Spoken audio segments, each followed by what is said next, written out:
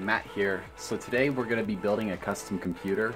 This computer is going to be killer. So this is the case that we ended up going with right here. It's the S340 Elite case from NZXT. And this case, let me tell you, has exceeded my expectations for a case.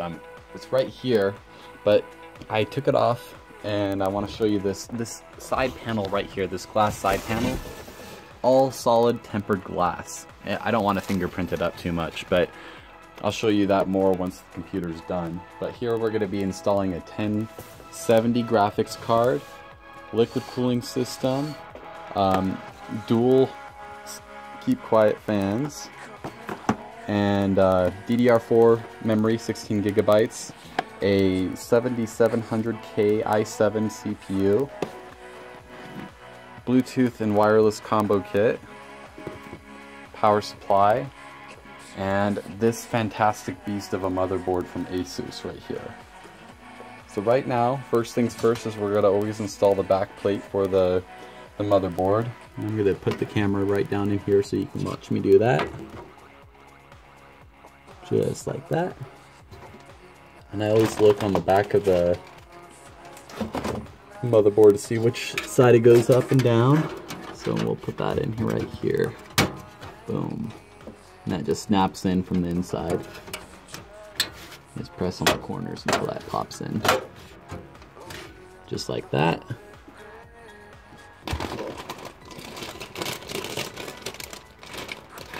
Next, I'm going to take this beautiful motherboard here.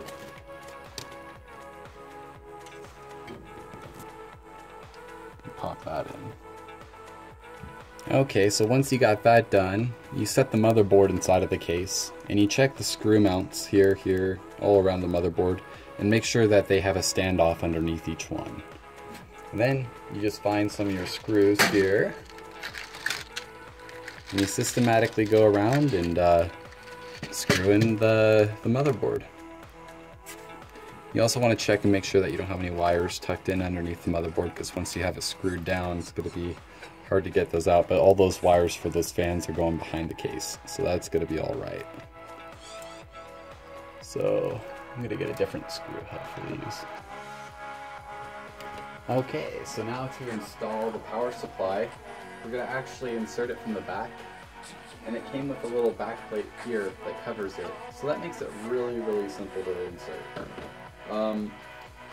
One of the things that's always kind of a challenge for someone who's building a computer, or something that makes it a little bit more competitive, is how good your cable management is.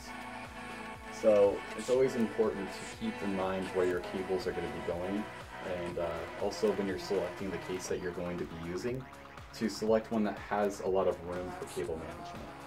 In particular, this case offers lots of options that we can work with, including clippable wire snaps, and the entire power supply is hidden by a front back plate. So that keeps all of that cable management very, very simple and easy to do.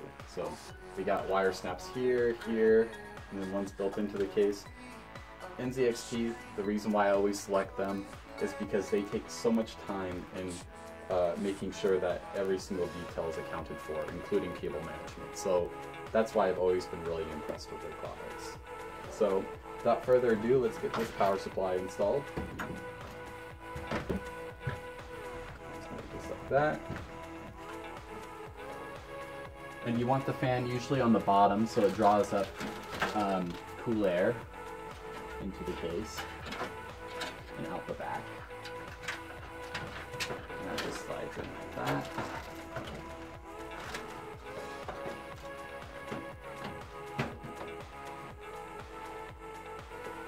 So now we want to get the little screw mounts in on that power supply.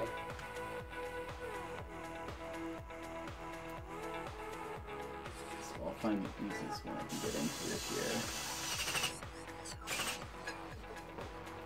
You want to do it so it's nice and tight. So I usually work from corner to corner. I think most people know that, but it's a good trick to make sure that whatever you're installing gets in there as tight as possible.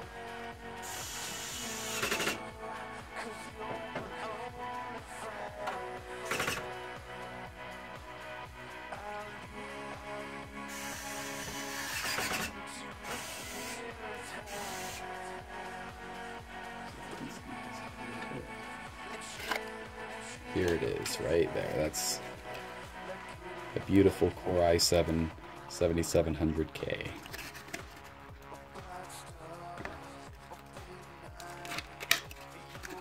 Then with any CPU, you get the bragging rights sticker on the back of the little instruction manual in there.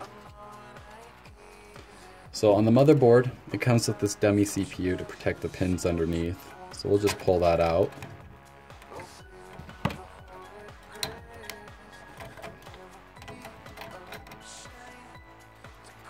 And it says that you should keep it in case you, you know, put your motherboard in storage at some time. So I'll just put that to the side. I'll put it in the box with the motherboard. And then here, you can see, just gently set that in, and it fits perfectly. Now this is the part which always used to scare me, but you realize that it can handle it. You take this down, and this clamp goes underneath that nail right there, and you gently bring that down and tuck it underneath. And that's how you install a CPU. So now we're going to install probably the coolest part of the computer. It's called the liquid cooling system. Everyone is just fan crazy about liquid cooling systems. So what I already got going on here is I installed what's called the back bracket, and that goes on the back side of the motherboard, and you can usually access that through the opening on the case. So once that pops up through, you carefully thread these standoffs in.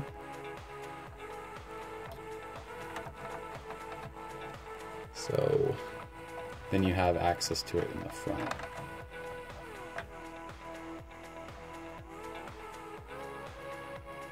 Then,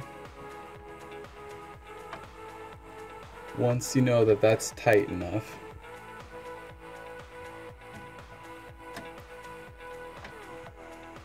you can install the front, that little plate that comes with the liquid cooling system.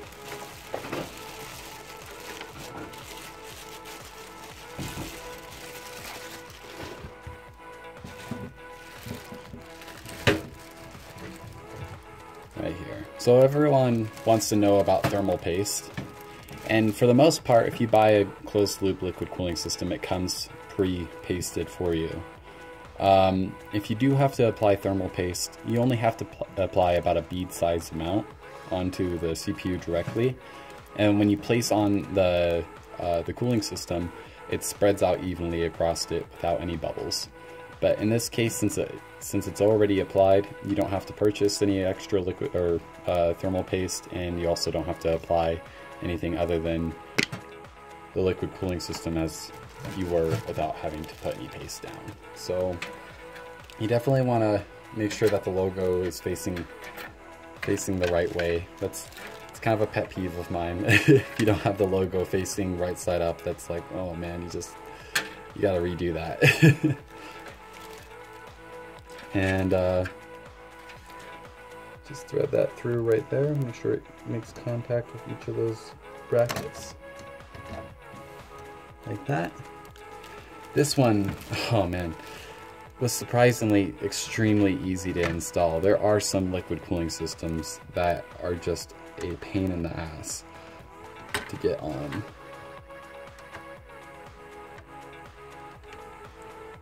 This one, fortunately. And that's why I like Corsair. Corsair's products are very well made, and they look nice and they're easy to install, all of which are very important qualities when you're working on a custom build.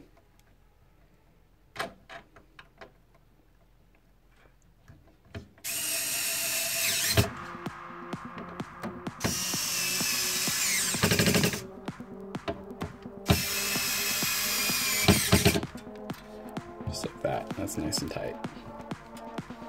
Perfect. Alright, so now what we're going to do is we're going to add RAM. We got the Corsair Vengeance. We got 4 sticks of it. And what you do to add the RAM, so there's little tabs that you push back right here. So that's what they look like when they're closed, and you just push this back. And the way I was taught to do it, so just slide it in. These ones are steady. They don't have any lever on them. And so you just mount it in like that. You kind of look for where the bracket is, so that little tiny notch right there. And you just slide it in.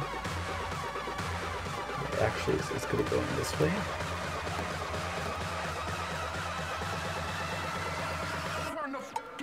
You never want to force it in, so if it's not going in, you just want to check and see what's causing it to hold up.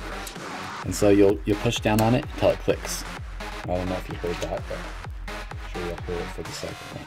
Then I already have threaded through the back, and I'll show you a little bit more how I did that in another scene here. But I threaded through the back, the clippables. This is the main board power supply right here. So this is where most of the power goes to. You want to bring that up through, and the connector for that's right there. And there's one side that has a little notch for a clip.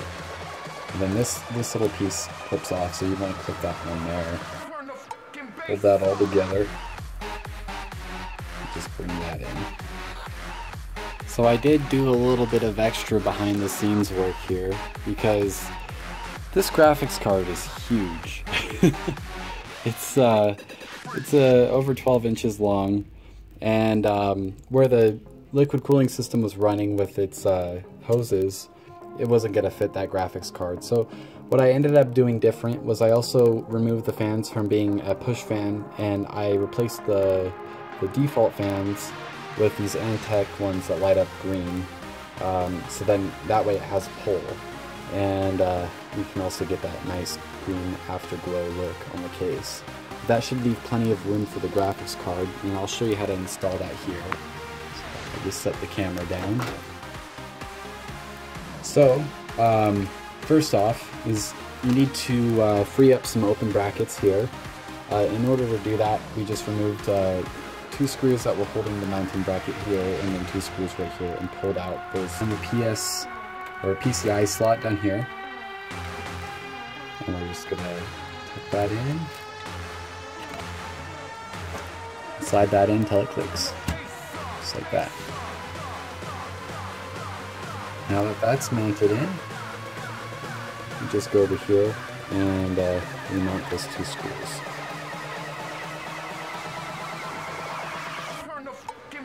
Now we got that mounted in solid. Remember, we have to go back later and connect the power to the graphics card. Not all graphics cards require additional power, but this one is a high-powered graphics card, so it absolutely needs additional power to it. And then we have the solid-state drive here. I already mounted it to the backplate provided by NZXT. Not all cases provide black backplates, but this one is nice enough to do so. So we just connect the SATA data cable right here. And that just slides right in. And then there's the SATA power cable. And there's a notch indicating which direction it goes.